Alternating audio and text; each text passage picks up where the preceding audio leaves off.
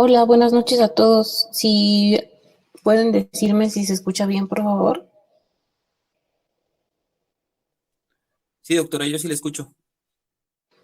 Ok. Bueno, vamos a iniciar con esta presentación.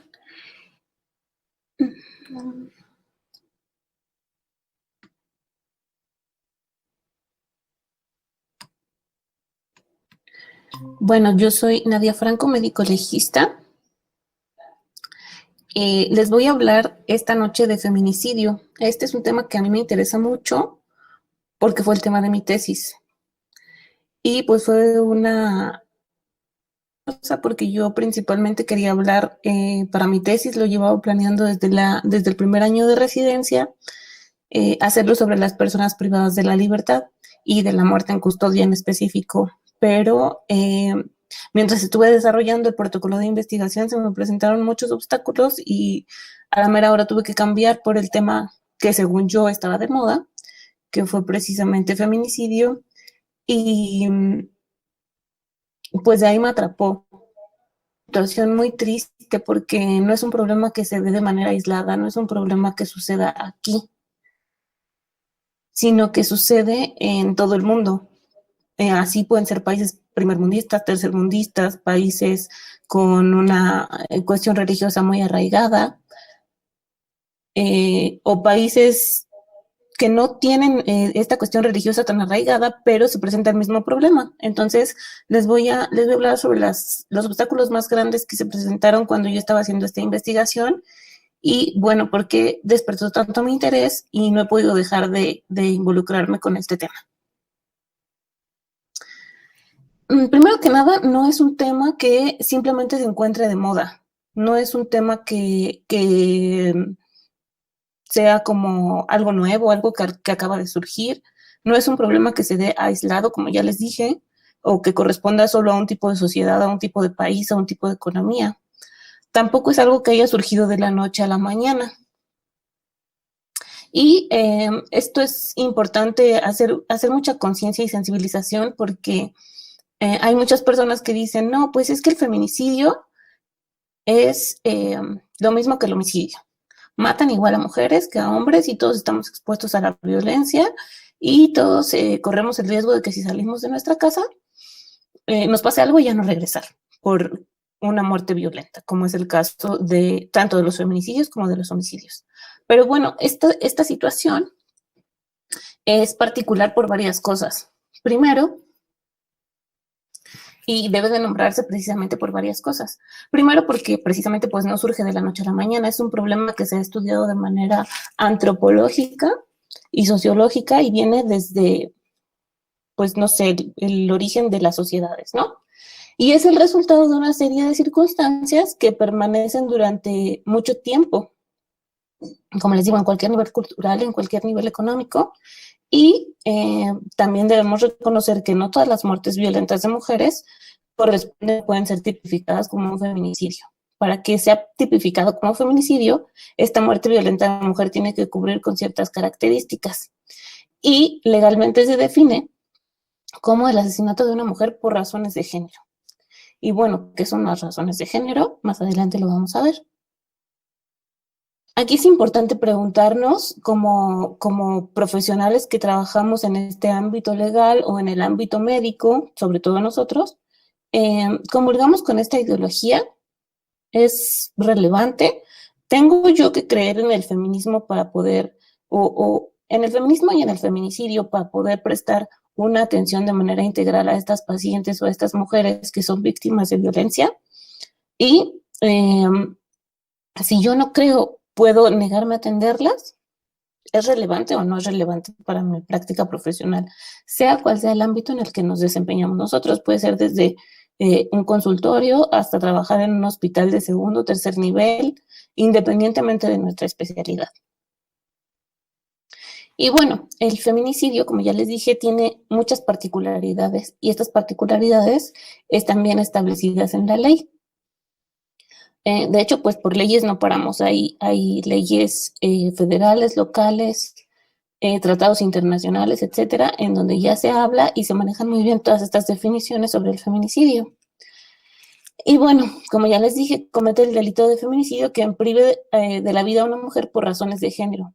¿Y cuáles son estas razones de género? ¿Cuándo podemos nosotros decir, ah, bueno, esta persona sí, esta mujer sí fue víctima de un feminicidio y esta mujer no fue víctima de un feminicidio y solo se trata de una muerte violenta?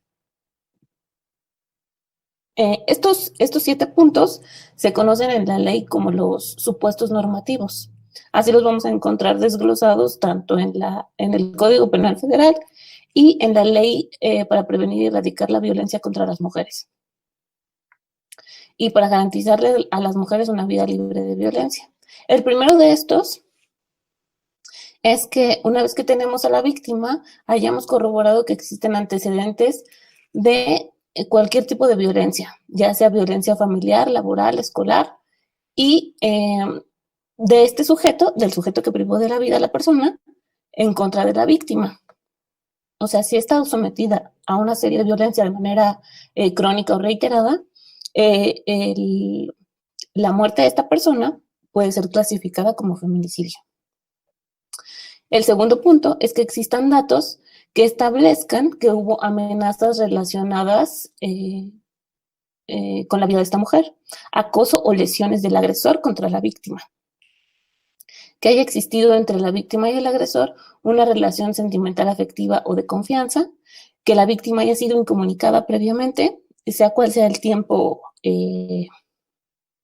previo a la privación de la vida, si la víctima presenta signos de violencia sexual de cualquier tipo, si se le han infringido lesiones o mutilaciones infamantes o degradantes antes de quitarle la vida, o incluso una vez que esta mujer ya había fallecido.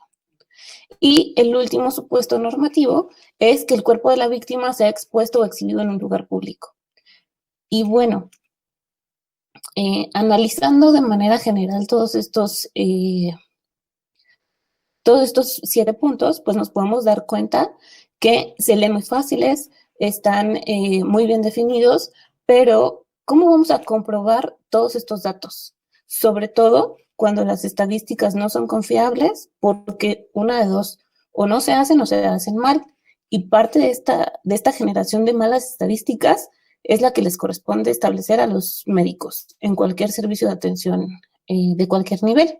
Llámese, como les decía, consultorio, servicio de urgencias, servicios de atención o centros de justicia específicos para mujeres donde también hay médicos y, no sé, cualquier tipo de servicio de atención al que pudiera recurrir esta mujer, ya que muchas veces cuando están inmersas en este círculo de violencia, la víctima es muy poco probable que denuncie. ¿Por qué?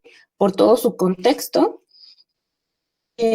con una confianza hacia las autoridades y porque no tiene los recursos o los medios para poder acceder a este tipo de asesorías o de asistencia legal. Y entonces podemos deducir que las razones de género son estas situaciones, bueno, más bien reconocer que existen circunstancias desiguales que ponen a las mujeres en desventaja en relación a los hombres. Y esto no nada más se da desde nuestra burbuja, ¿no? Nosotros podemos decir, bueno, es que en mi familia somos 2 hermanas y 2 hermanos y todos tuvimos las mismas oportunidades, ¿no? O en mi familia la que siempre trabajó fue mi mamá y ella me sacó adelante y pues las mujeres solo es cuestión de que le echen ganas, sino que hay que analizar el contexto de la sociedad en general y no solo de la Ciudad de México, en mi caso que yo vivo acá, pero en cualquiera de los estados se pueden dar circunstancias muy particulares. Por ejemplo, hay zonas de la República, sobre todo al sur, que, déjenme admitir a unas compañeras.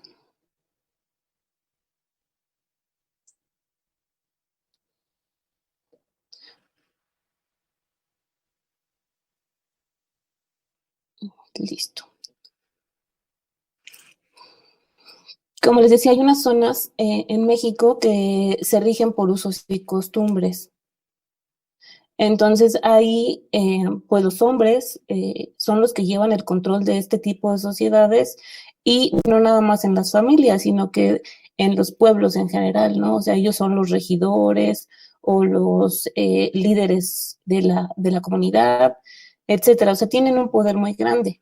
Y ellos dan su visto bueno, por ejemplo, para la venta de niñas, para los matrimonios arreglados, o como son comunidades muy pobres, en las que se trabaja la tierra o el ganado, tener descendencia de varones que les ayudan con este tipo de trabajo y cuando tienen descendencia mujeres, pues no se les hace tan redituable y por eso intercambian a sus mujeres con la intención de tener, de ganarse como el miembro masculino de la familia, que sería el esposo, o pues obtener algún tipo de ganancia.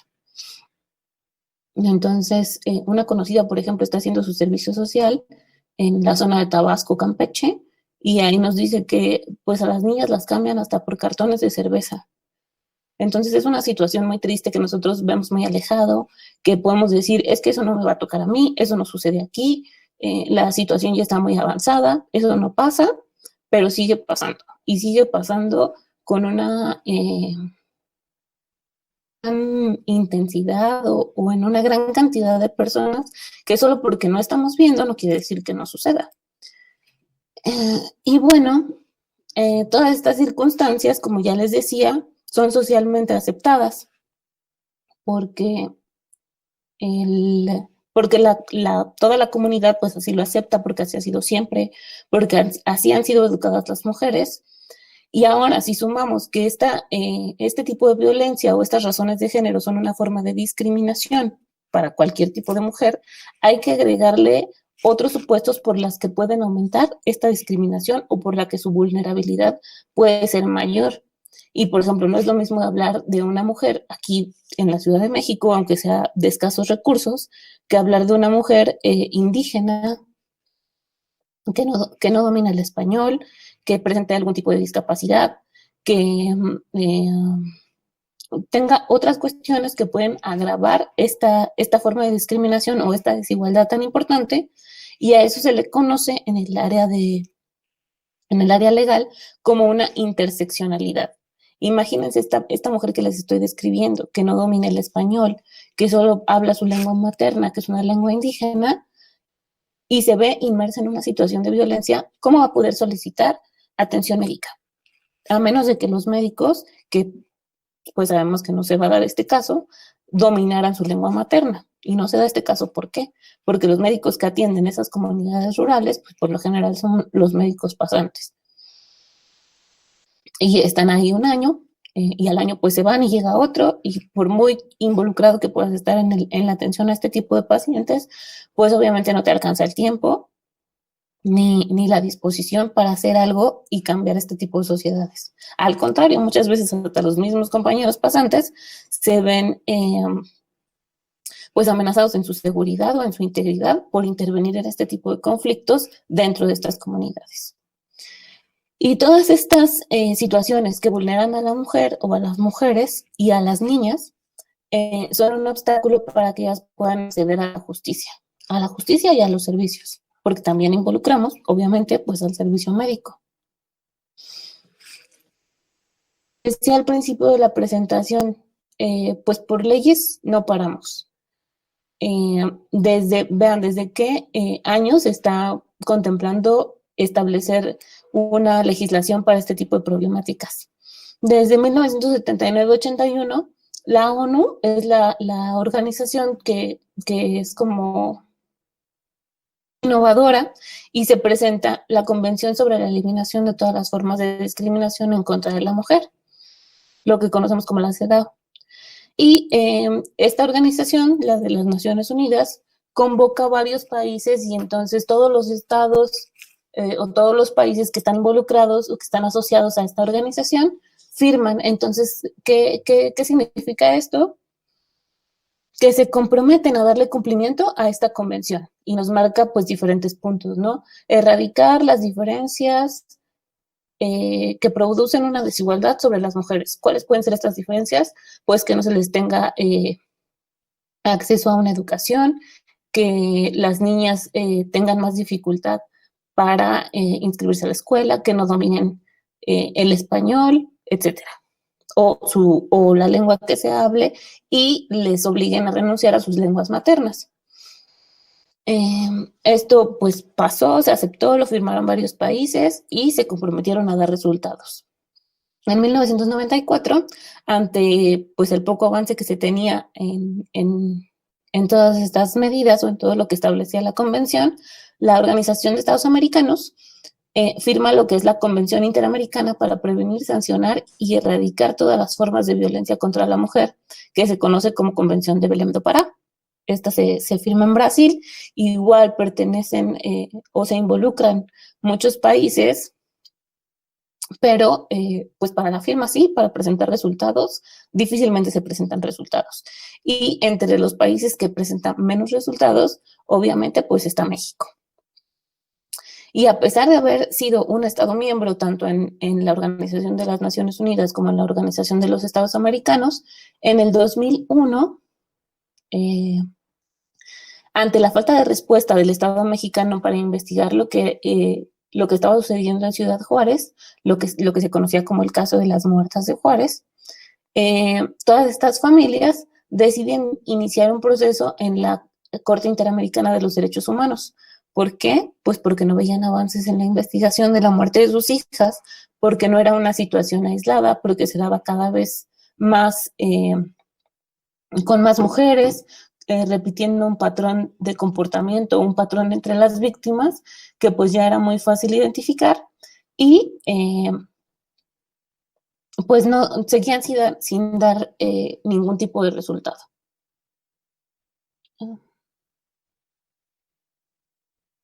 Listo. Y entonces todas estas familias deciden presentar un recurso para que la Corte Interamericana intervenga y entonces realice una investigación de un modo más objetiva para ver qué es lo que estaba pasando, por qué las mujeres estaban siendo asesinadas y por qué seguían un patrón tan característico. El patrón característico, pues, es que todas estaban dentro de un rango de edad bien definido, que todas trabajaban en el área de la maquila y muchas de ellas eran solteras que venían de otras comunidades o de otros estados para trabajar en la maquila de Ciudad Juárez. Entonces, la Corte Interamericana identificó muchas inconsistencias y entre las inconsistencias más graves es que se les revictimizaba a las familias o se les culpaba de la desaparición, en primer lugar, de las mujeres y posteriormente del hecho de que aparecieran asesinadas, ¿no? Cuestiones como de, bueno, es que se fue con el novio y por eso espérese unos días y no vamos a iniciar la investigación. O, pues es que era una menor de edad, ¿qué hacía en la calle? ¿Por qué estaba trabajando? Es que, ¿por qué estaba a las 6 de la mañana fuera de su casa? Bueno, pues porque los horarios de la maquila, pues tenían esos horarios, ¿no? O salir muy temprano para entrar a trabajar los primeros turnos o salir de madrugada. Entonces se les revictimizaba porque se les hacía creer que ellos tenían la responsabilidad de que sus familiares hubieran desaparecido o de que las hubieran asesinado. Y bueno, el proceso duró desde 2001 hasta el 2009, cuando ya la Corte emitió la sentencia y estableció, entre muchos otros puntos, que el Estado mexicano tenía responsabilidad por el asesinato de estas mujeres, no porque el Estado hubiera participado ni en el secuestro, ni en la desaparición, ni en el asesinato, sino por todas sus omisiones, su falta de compromiso para investigar estas muertes. Y otro de los puntos que la sentencia pues debe ser cumplida de manera obligatoria es que las estadísticas que se generan a partir de esa fecha en relación a las investigaciones de muerte violenta de mujeres debían ser públicas. Este fue un punto importante en esta sentencia, pero obviamente el Estado mexicano la aceptó para darle cumplimiento, pero hasta la fecha, desde el 2009 hasta el 2020, estas estadísticas, en primer lugar, no se generan y las pocas que se generan no están al alcance del público en general. Hay muchísimos obstáculos para acceder a ellas y esto dificulta muchísimo que puedan ser localizadas personas que desaparecen en distintos estados y aparecen en otros. Por ejemplo, mujeres que son sometidas a delitos de trata. En medio de toda esta investigación y de toda esta intervención de la Corte Interamericana, se creó en el 2007 lo que fue la Ley General Ley General de Acceso a las Mujeres a una Vida Libre de Violencia. En esta ley se definen todos aquellos tipos de violencia a los que puede ser sometida una mujer. Y la violencia más grave que establece este tipo de ley precisamente es la violencia feminicida. Se crea la ley, se establecen fiscalías especializadas a nivel federal, a nivel local, se realiza un gasto público importante para habilitar este tipo de fiscalías y pues no hay resultados, no hay estadísticas, no hay un banco de datos, al banco de datos que supuestamente existe no pueden tener acceso hasta que ya tienen una carpeta de investigación. Pero las personas que no tienen certeza de dónde está su familiar que se encuentra en calidad de desaparecida, pues obviamente no las puede atender la fiscalía especializada, ¿no? en la prevención del feminicidio o en la investigación del feminicidio, y son atendidas por otro tipo de fiscalías. La Fiscalía de Desaparición Forzada, la Fiscalía de Secuestros, la Fiscalía misma de Trata. Entonces, el generar este tipo de leyes o ser tan diversos y tan específicos en querer tener una fiscalía para tal y tal cosa y otra para otro tipo de delitos, solamente nos ha generado problemas porque todos estos números se dispersan y las víctimas son bateadas, ¿no? Pues es que tu familiar está en calidad de desaparecida, no la podemos investigar como feminicidio o no la podemos investigar como trata, vete a la Fiscalía de Secuestro. Y entonces es un peregrinar y una impotencia de todas estas familias porque nunca pueden ver un resultado. Y cuando ven el resultado, generalmente, pues se topan con situaciones muy desagradables que más adelante les vamos a comentar. En el 2017, la Comisión Nacional de los Derechos Humanos estableció, dio como resultado de una investigación que 7 de cada 12 feminicidios que ocurrían en América Latina ocurrían aquí en México. Entonces son más de la mitad. Y América Latina, ¿cuántos países lo conforman? Entonces esta situación en todo el mundo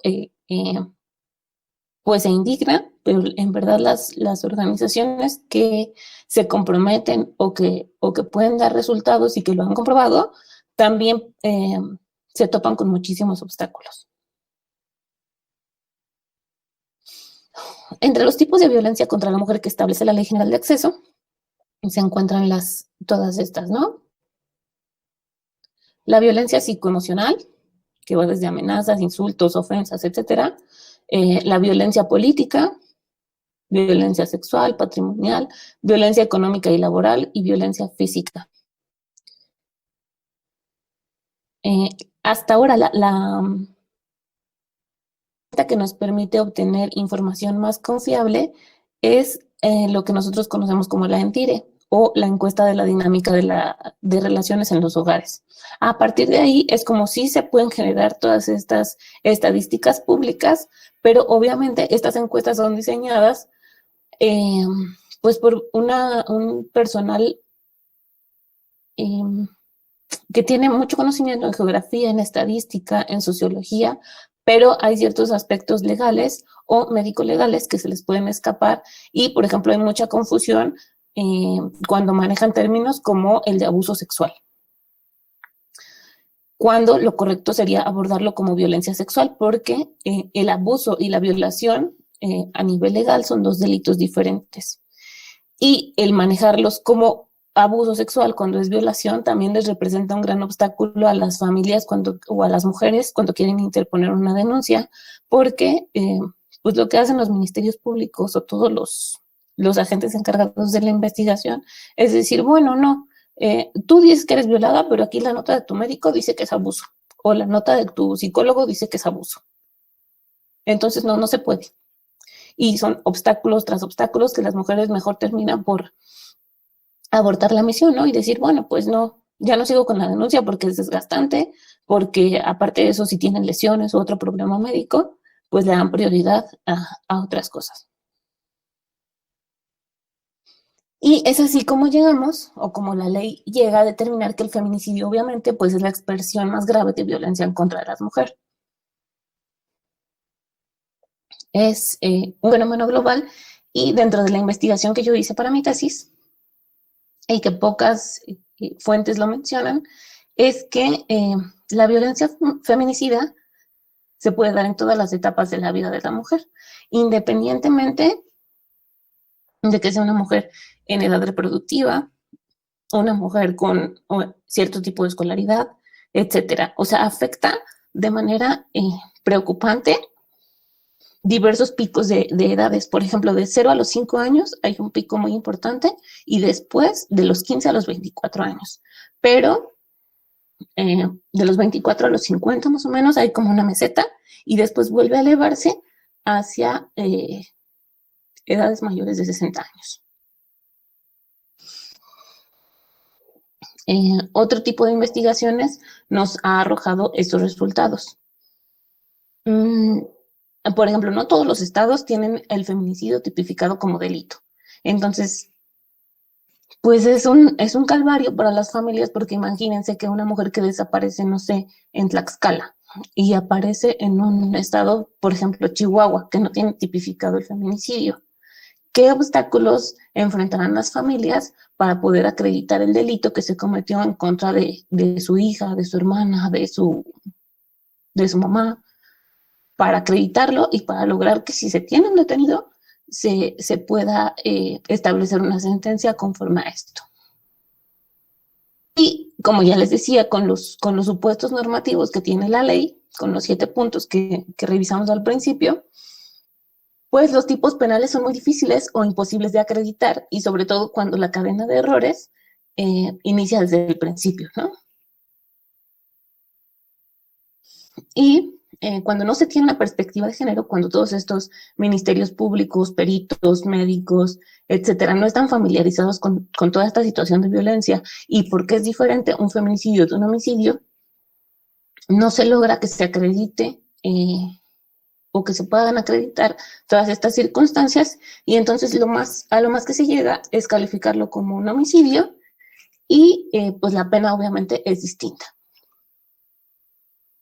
La otra situación que se da de manera muy frecuente y que sucede también acá en la Ciudad de México es que diversas instancias cuentan con protocolos de perspectiva de género.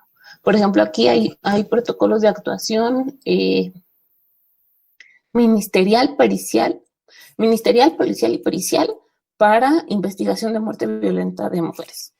Y ahí te dice que, por ejemplo, el policía que tiene conocimiento de que hay un hallazgo de una mujer asesinada, tiene la obligación de hacer entrevistas a los testigos. Pero si llega un policía, llega otro, o llegan en una patrulla 4 policías, ¿quién es el responsable de esas entrevistas? ¿A quién se le puede asignar esa responsabilidad? No se especifica, entonces no lo hacen. ¿O cómo lo hacen? ¿Qué es lo que preguntan? Si los policías no están capacitados, no tienen una formación o una capacitación en perspectiva de género, pues ¿qué les pueden preguntar a los testigos? ¿Qué calidad de información pueden recolectar de todas estas situaciones? Y bueno, veamos que, por ejemplo, entre el 2012 y el 2013 se asesinaron a casi 3.900 mujeres, pero de estas, solo 613 fueron investigados como feminicidios. Y no hay un número confiable acerca de cuántas sentencias de estas 613 efectivamente fueron finalizados o cerrados los casos como feminicidios y cuántas no. Muchas víctimas, o la mayor cantidad de víctimas, se encuentra entre los 20 y los 40 años. Un porcentaje importante que aquí mencionan como el 21%, que esto corresponde, me parece, al 2014, fueron encontradas en la vía pública En el 20% se pudo comprobar que fueron asesinadas por su pareja o expareja y el 10% de ellas también fueron encontradas en su domicilio. Cuando yo hice la investigación de la tesis que abarcó hasta el 2015, el porcentaje de las mujeres que tuvieron una muerte violenta y fueron encontradas en su domicilio casi era del 25%. Entonces, aquí podemos ver una particularidad importante, ¿no? O sea, las muertes de hombres y las muertes de mujeres son igual de importantes. Pues sí, pero la mujer donde más corre peligro, o uno de los lugares donde más corre peligro, es precisamente al interior de su domicilio. El lugar donde se supone que debería estar más segura, o deberíamos todos estar más seguros, ¿no? En muchos de los casos, por falta de la activación de estos protocolos, por falta de sensibilización y participación de personal, o porque el personal no es el idóneo, se desconoce la edad de la víctima. Se desconoce la causa de muerte. Se desconoce dónde fueron asesinadas, puesto que se encuentran los cuerpos en un lugar diferente. Y hasta en el 80% de los casos se desconoce al agresor.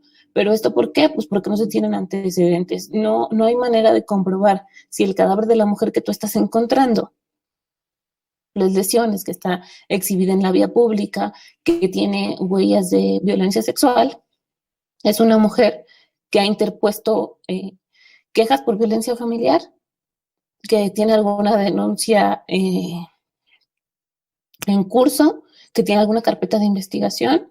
¿Cuántas veces esta mujer acudió a un servicio de urgencias en el último año, por ejemplo?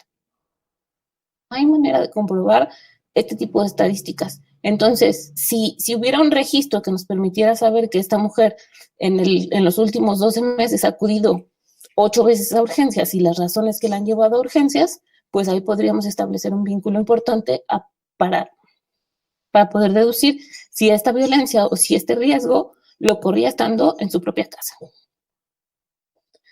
En el 43% de los casos, informar alegando que se trata de investigaciones privadas o de que el darlas a conocer podría alterar el proceso. Entonces, este es un recurso que presentan cualquier tipo de delito, argumentando que dar a conocer esta información altera el curso de las investigaciones, y esto pues no es así.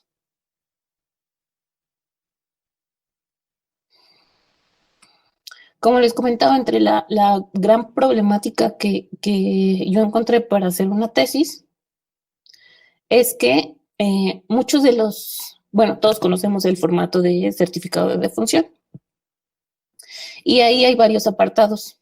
Entonces, los apartados que se llenan generalmente son los primeros. Incluso si a las mujeres se les realiza una necropsia, nunca se llenan la totalidad de los apartados. Y esto obviamente pues se lleva información muy importante. Otra de las razones es que si el certificado de defunción se llena en un hospital público o privado, los médicos, al desconocer todo el proceso legal y toda la importancia estadística que tiene el certificado de defunción, omiten llenar el apartado donde pueden especificar si se trata probablemente de una muerte violenta o no. Porque obviamente hay muchos casos de mujeres que son agredidas y obviamente no fallecen en el momento, sino que son llevadas a hospitalización, presentan complicaciones, una mala evolución y fallecen en el hospital.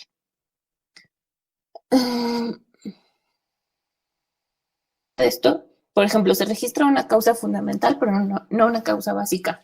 Me refiero a que, por ejemplo, pueden decir en el certificado de defunción, la causa fundamental es un traumatismo craneoencefálico, pero no hay manera de ver si este traumatismo craneoencefálico fue derivado de una precipitación, de una caída, de un accidente automovilístico, etcétera. Y todos estos escenarios pues nos pueden dar información relevante, ¿no? No de manera aislada, sino en conjunto. Por esto mismo, pues no hay manera de obtener estadísticas confiables.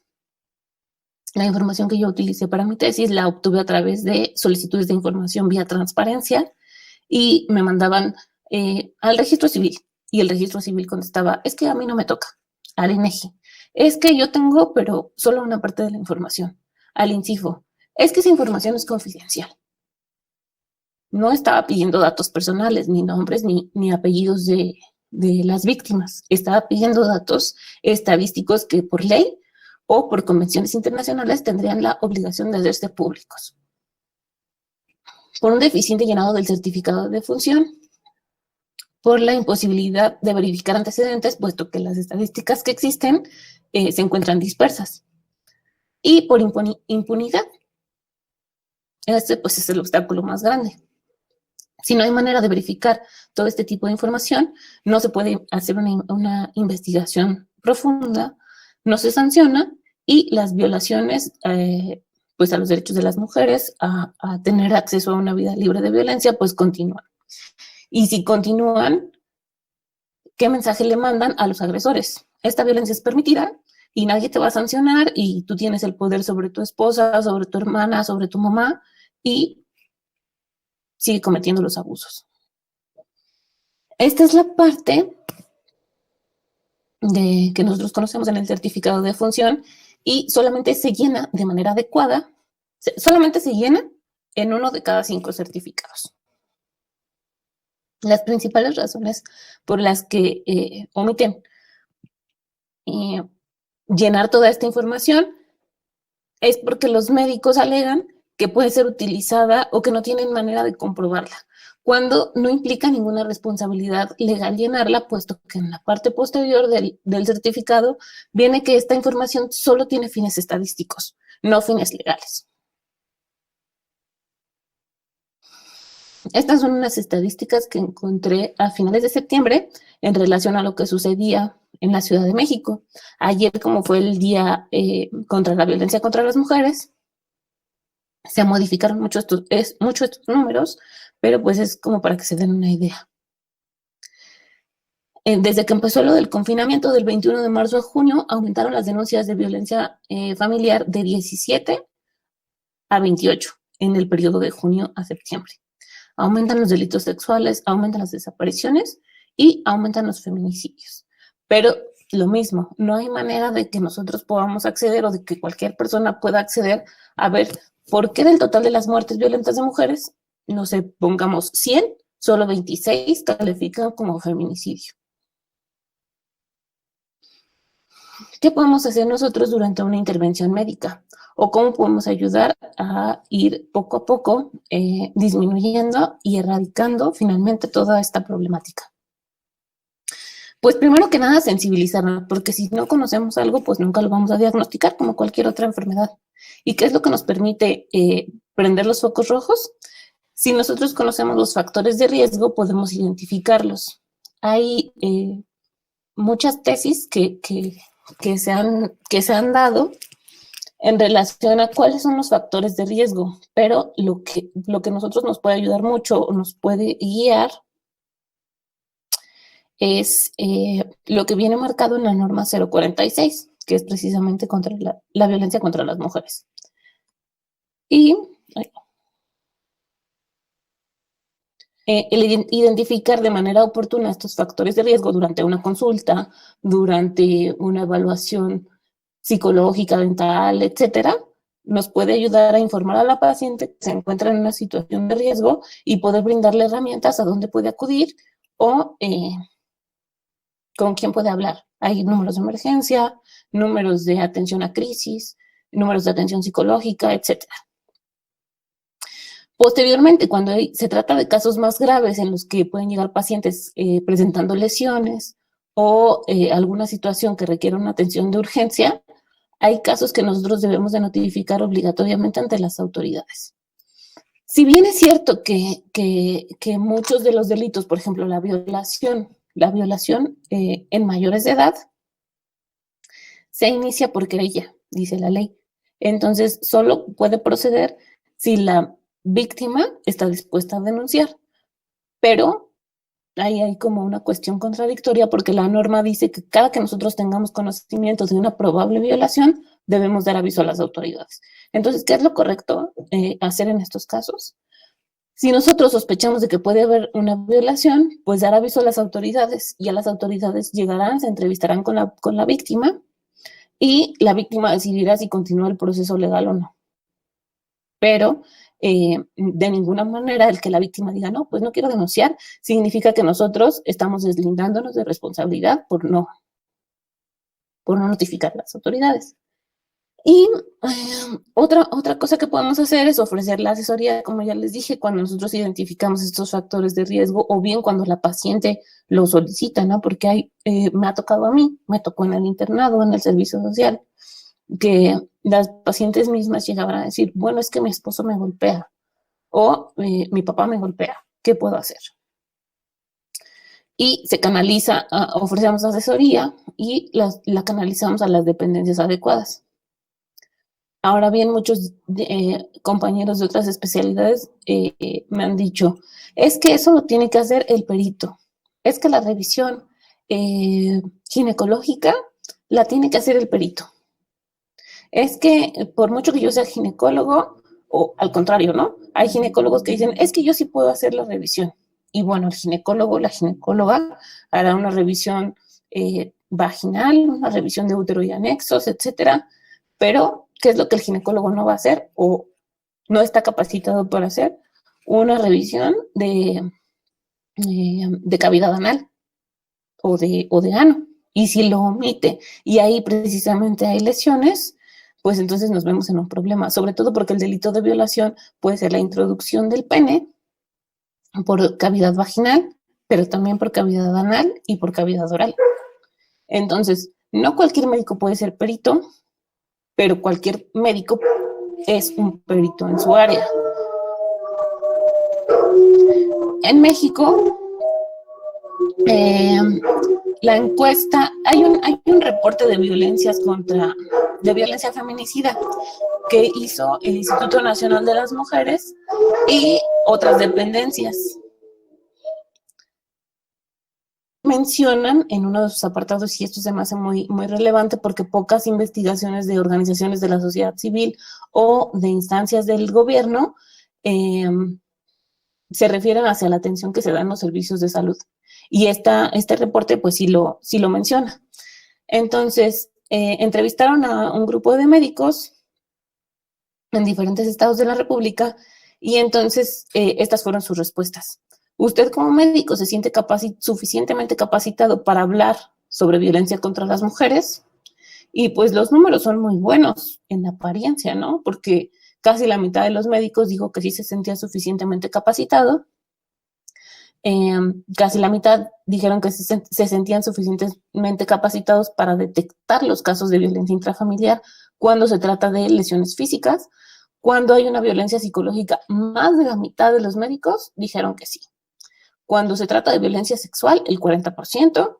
Detectar a usuarias con una historia de abuso sexual en la niñez, 48%.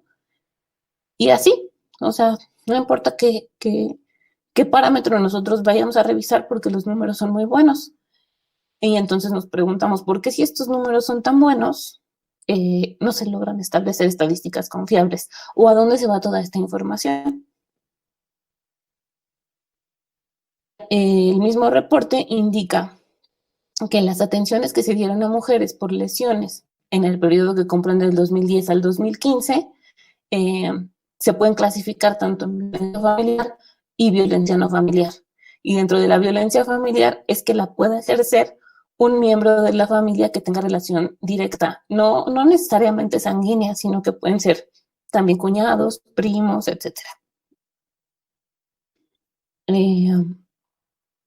Pues se establecen los mismos parámetros tanto para violencia familiar como para violencia no familiar.